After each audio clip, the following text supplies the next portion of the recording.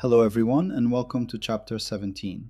In this chapter we step into a world that feels deceptively simple at first glance, yet incredibly powerful once you truly understand it. This chapter is about Monte Carlo methods. And if I had to summarize the spirit of this chapter in one sentence, it would be this. When exact answers are impossible, we learn to live with randomness and we make it work for us. Monte Carlo methods are not just a mathematical trick, they are a mindset, a way of thinking about uncertainty, complexity, and approximation. And in many ways, they perfectly reflect how both nature and intelligence actually operate. The authors begin by reminding us of a fundamental limitation. In deep learning, and especially in probabilistic models, many quantities we care about are mathematically well-defined but practically impossible to compute exactly. Expectations, integrals, marginal probabilities, partition functions, they exist on paper but not on our computers. The dimensionality is too high. The equations are too complex. Exact inference simply breaks down. And this is where Monte Carlo methods enter the story. At their core, Monte Carlo methods replace exact computation with sampling.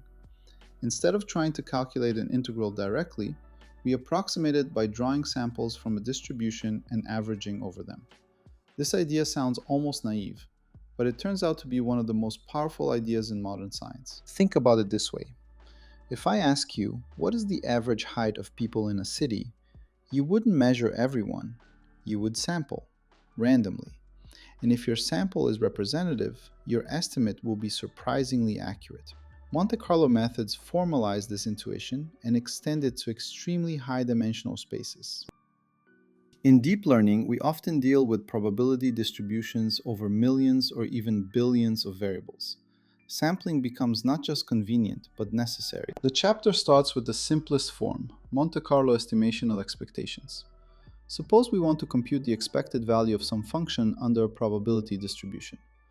If we can sample from that distribution, then the average of the function evaluated on those samples converges to the true expectation. This convergence is guaranteed by the law of large numbers. This is an important philosophical moment. Accuracy is no longer tied to clever algebra. It is tied to time and data. Given enough samples, randomness becomes reliability.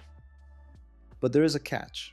Sampling from the distribution we care about is often the hardest part. In many deep learning models, especially energy-based models and probabilistic graphical models, we do not have direct access to independent samples.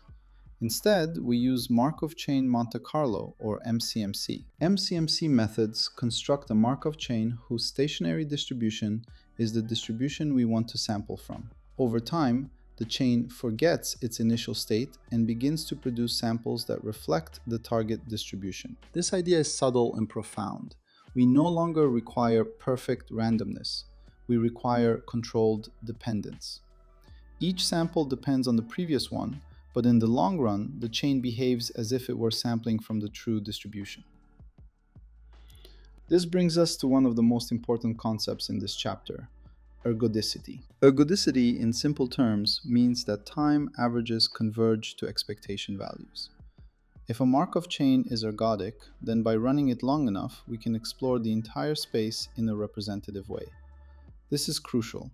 Without ergodicity, our samples might be biased forever, trapped in a small region of the space. In practical terms, ergodicity is the difference between a model that truly understands its uncertainty and a model that only memorizes a corner of reality.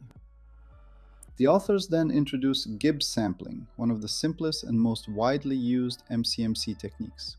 In Gibbs sampling, we update one variable at a time, conditioning on all the others. This works particularly well when conditional distributions are easy to sample from, even if the joint distribution is not. A useful analogy here is negotiation. Instead of trying to resolve everything at once, each participant updates their position given everyone else's current stance. Over time, the system settles into a stable configuration. Another key method discussed is Metropolis-Hastings. This algorithm introduces a proposal distribution and a probabilistic acceptance rule. Sometimes we accept worse moves, sometimes we reject better ones. This randomness is not a flaw. It is what allows the chain to escape local traps and explore the space more fully. There is a deep lesson here for optimization and learning in general. Always choosing the best immediate move often leads to stagnation. Controlled randomness enables exploration. In the context of deep learning, Monte Carlo methods appear everywhere, often implicitly. Variational inference, reinforcement learning, generative modeling, Bayesian neural networks, all of them rely on sampling, either directly or indirectly. Consider reinforcement learning. An agent explores an environment, collects samples of experience, and estimates expected rewards. This is Monte Carlo estimation in action. The agent does not know the true dynamics of the world. It learns by sampling outcomes and averaging over them. Or consider dropout. At training time, we randomly drop units from the network. At test time, we average their effects. This stochastic behavior has a Monte Carlo interpretation, approximating an ensemble of models. It is a tool. And perhaps most importantly, approximation is no longer a weakness. It is the only realistic path forward in high-dimensional intelligence. In the next chapters, these ideas will become even more critical. We will confront partition functions, approximate inference, and deep generative models. Monte Carlo methods will quietly sit underneath all of them, doing the heavy lifting. So remember this from chapter 17. When exact computation fails, randomness steps in. And when randomness is guided carefully, it becomes one of the most powerful allies of intelligence.